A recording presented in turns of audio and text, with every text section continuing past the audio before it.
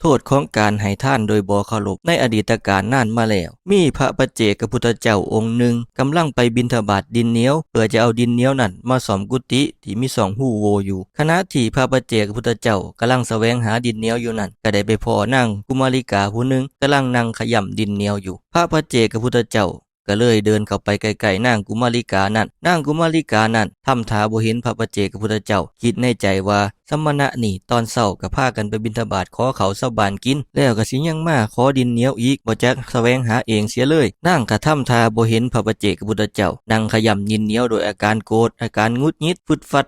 เพื่อสิให้พระปัจเจกพุทธเจ้านั้นฮู้ว่าตนเองนั้นบ่ต้องการที่จะถวายให้พระปัจเจกพุทธเจ้านั้นไปซะพระปัจเจกพุทธเจ้าด้วยความเมตตาอยากโปรดนางนั้นก็ยังยืนอยู่กับที่ทำท่าบ่ฮู้อาการของนางกุมาริกานี่นางกุมาริกาก็เลยคิดในใจว่าโอ้ถ้าเฮาบ่ถวายสมณะรูป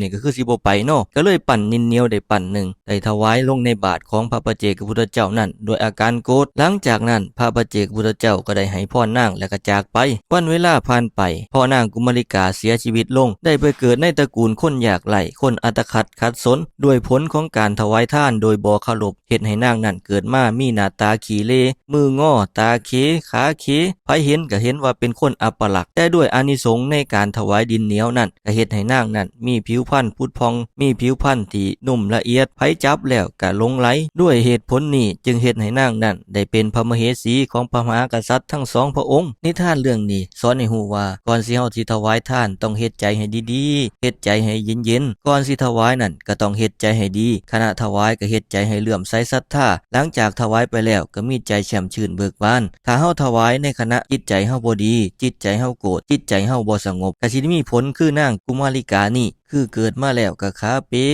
มืองอปากเบี้ยวจังสี่เป็นต้นแต่ด้วยอานิสงส์ในการถวายดินเหนียวนั่นก็เฮ็ดให้นางนั้นมีผิวพรรณพุดพองนุ่มนิ่มไปจับแล้วก็เกิดอาการหลงไหลฉะนั้นแล้วก่อนสิถวายหยังก็เฮ็ดใจให้ดีๆเฮ็ดใจให้เย็นๆเฮ็ดใจให้เป็นบุญเดี๋ยวสิเป็นคือนางกุมาริกานี่